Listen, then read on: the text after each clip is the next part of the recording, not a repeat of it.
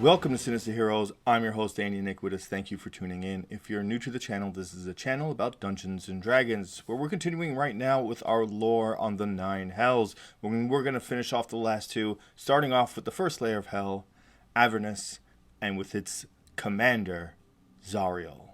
Now, Zariel is the ruler of the first layer of the 9 Hells, and this is really, really important because this is where the Battle of the Blood War really takes place. This is that major battlefield, which is really, really awesome. So if you play Descent into Avernus, obviously you're gonna learn a lot about Zariel, and which is why Zariel becomes one of the more popular people in the 9 Hells, and why she's so absolutely amazing. And we will definitely get into that. So definitely be prepared to if you're going to play Descent into Avernus, that this will make you really, really get a really good appreciation and go in depth with the understanding of Zariel and all of her lore and how she became to be what she is and the circumstances of her current lifestyle. So it's very, very cool. Definitely take a look into it. If you haven't played it yet, definitely jump into it. It is a great, great campaign.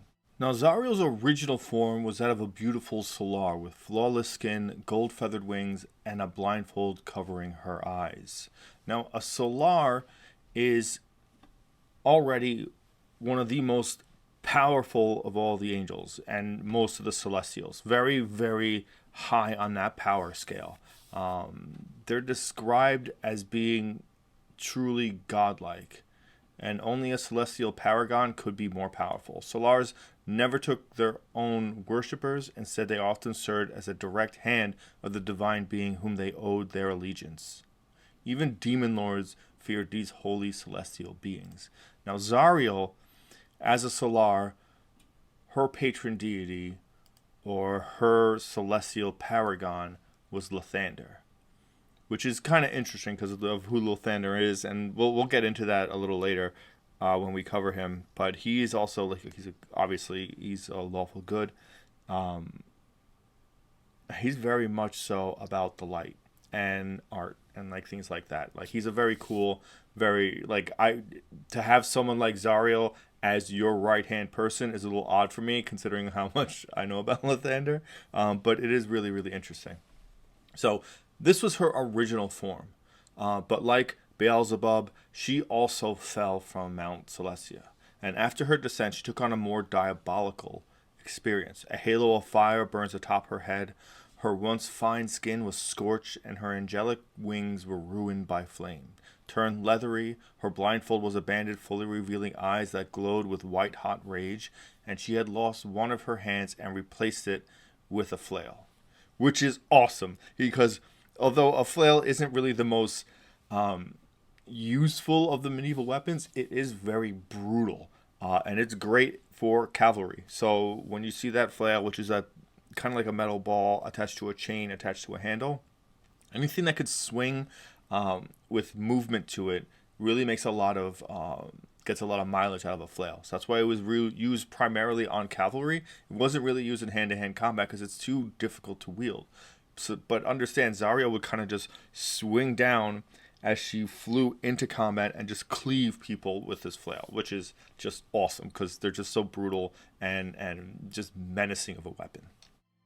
Now, before we get into the rest of the video, we really wanted to thank our Patreon supporters. We love you guys. Thank you so much for supporting the channel. If you're interested in becoming a Patreon supporter, the link is in the description. Definitely check it out, as well as a link to our other channel, Veldcrest.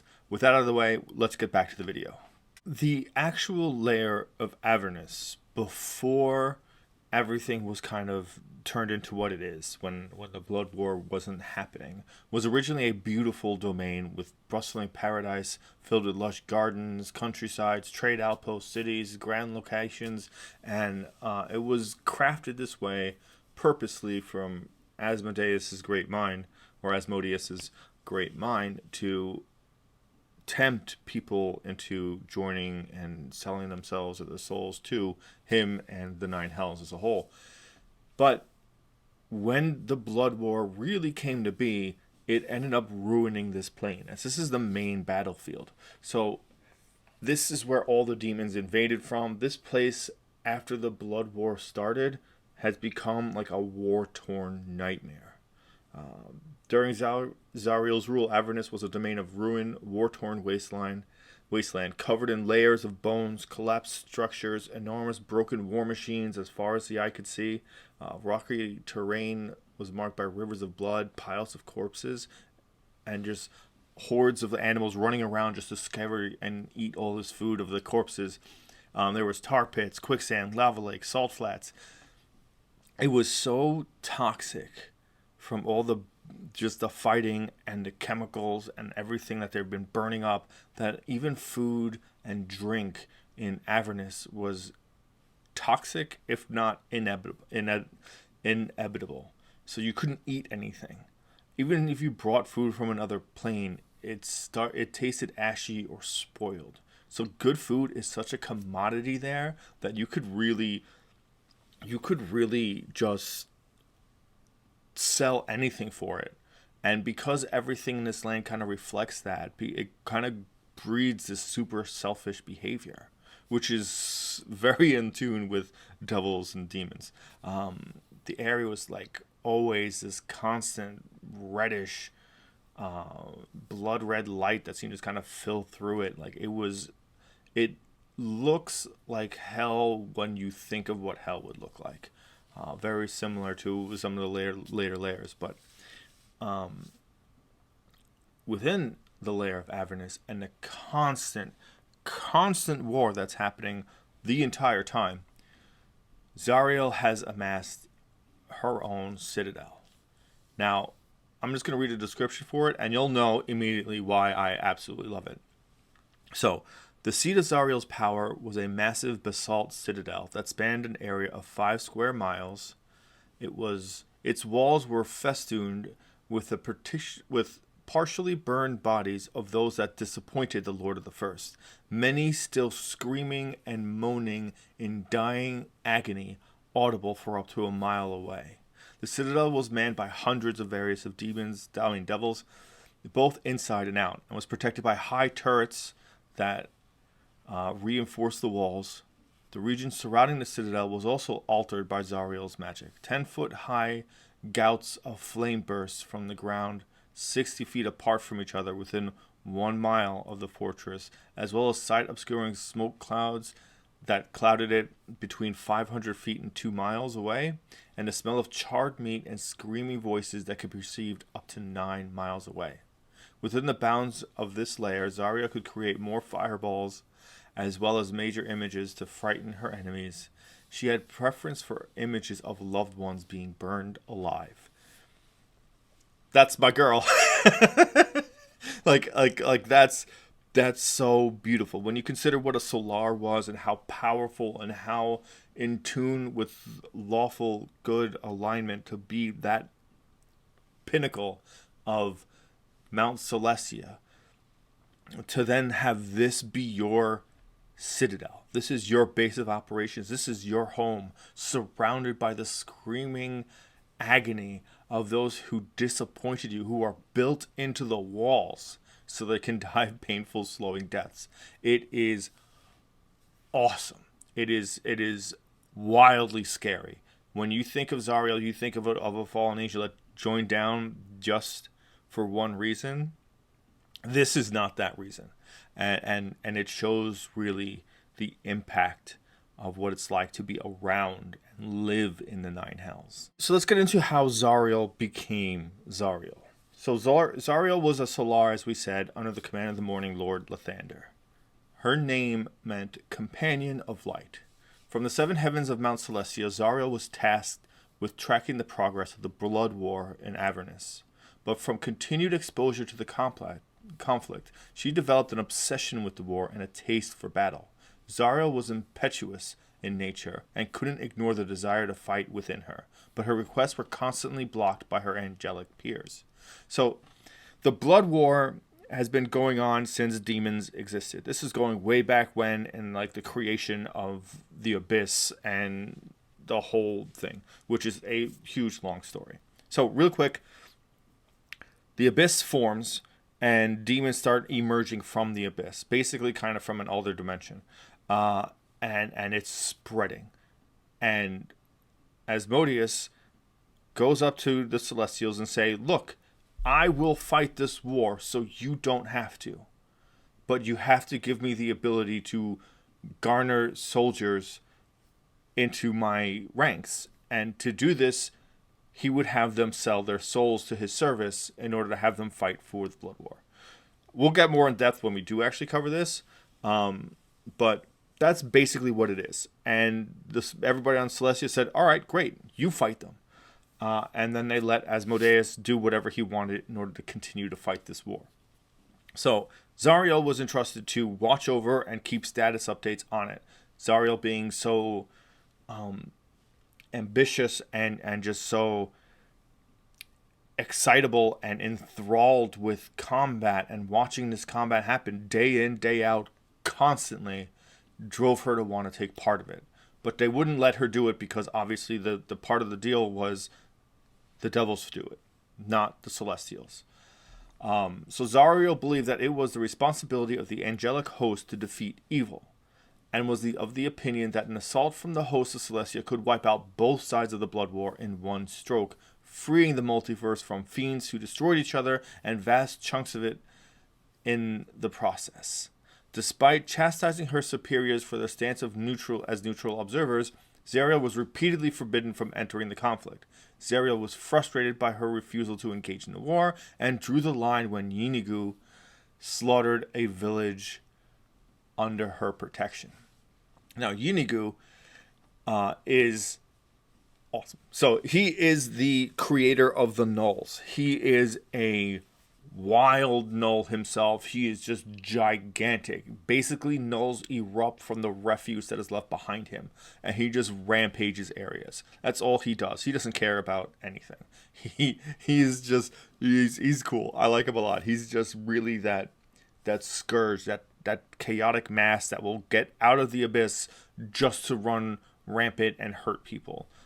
He's very powerful, and he is a big problem. Nulls are a huge problem in D&D, so you gotta kind of be very wary of them. On top of that, this one village was specifically under Zariel's protection, and saw that it was just slaughtered. At this point, Zariel defied her superiors and led the Hell Riders of El Terrell, a host of personally trained mortal allies, into Avernus in the battle that became known as the Ride. Outnumbered by the devils, the army was defeated, and the survivors fled in terror and shame. Asmodeus sent a delegation of Oceliths to retrieve her unconscious body from underneath a mountain of the dead, whereupon the Lord of the Nine allowed her to recover and congratulated her. Zariel succumbed to the corrupting nature of hell, and Asmodeus had made her an archdevil and dubbed her his champion. So, by Zariel entering into the Nine Hells to try and beat back and gain, revenge for what happened, this ended up being one of those moments that really showed she had already been corrupted. Just the fact that she went down here to fight was already going too far. So at some point during her rule, Bel managed to defeat Zariel and take her place as the Archduke of Avernus.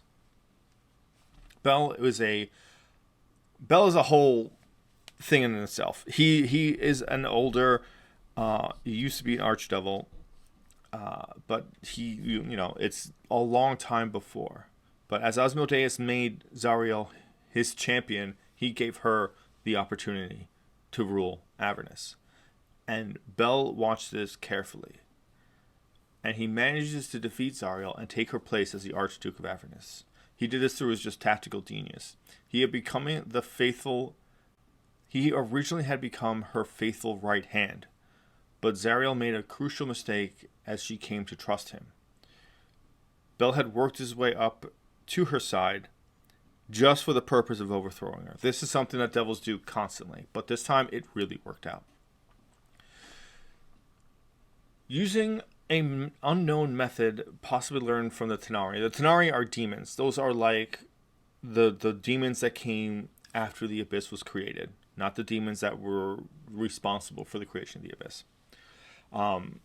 Bel had imprisoned Zariel in his bronze citadel. He had been siphoning her power to increase his own infernal abilities. Zariel was constantly tortured by the servants of Bel, who continuously carved off bits of her flesh to feed their master for several centuries, and the new lord first hoping to eventually reduce her into a mere soul shell. It doesn't work, but by feeding off of Zariel, it made Bel stronger. It made it capable that he was able to siphon off more of her energy, the more of her he actually ate. It's really sick and it's twisted and I love it. So Zariel's here suffering through all this. But Asmodeus had allowed Bel to rule so long as he kept fighting the Blood War. But he had done so partially out of the knowledge that he'd be too busy with the Blood War to scheme against anyone else, because clearly Bel was a problem. In fact, it was possible that Asmodeus was the one truly behind Zariel's defeat, and rather than publicly demote her, he put the Dark Eight in charge. The Pit Fiend generals hunted down and imprisoned Zariel and established Bel as the puppet lord of the First in her stead. Asmodeus would have definitely done this, and you'll see why in a little bit. Eventually, Bel falls out of favor with Asmodeus after his inability to successfully repel a demonic invasion of Avernus. His overly cautious methods had proven inadequate to deal with the encroaching abyssal offense. Following Bel's demotion, Zariel was reinstated and reclaimed her title of Lord of Avernus before nearly driving all the demons out of hell with her unrelenting offense. So they just release her and say, you're in charge now. The strange part about Zariel being placed back as the Archduchess of Avernus is the fact that Bel isn't killed. He is still forced under Zariel's rule. So he goes back to being her servant, which is crazy that she doesn't kill him. But she's definitely not forgotten. So how that comes about later on is going to be really, really interesting. Now, the next part of the lore about her specifically goes in depth about her role in Descent into Avernus, which I don't want to ruin it for you because it is a really great campaign and you should play through it, if not read through it. But just know that there's more to her actions and it really makes a lot of sense. It's actually pretty great. With all that said and done, we're going to bring this video to a close. There's still some more interesting things about Zariel. There's the Sword of Zariel, and there's a couple of cool little knickknacks in Descent into Avernus that I won't cover here because I think everyone should play that campaign anyway. It's awesome. It's so great to see what she can do. It's really actually really great. And I can't say that enough. But big thank you to our Patreon supporters. We love you guys. Let's get some more Patreon supporters out there. It definitely helps the channel. We definitely need a boost in kind of where we're going. So definitely, if you're interested, the link to that is in the description. Check out our other channel, Velcrest. And thank you for giving a Spooky Kid a chance.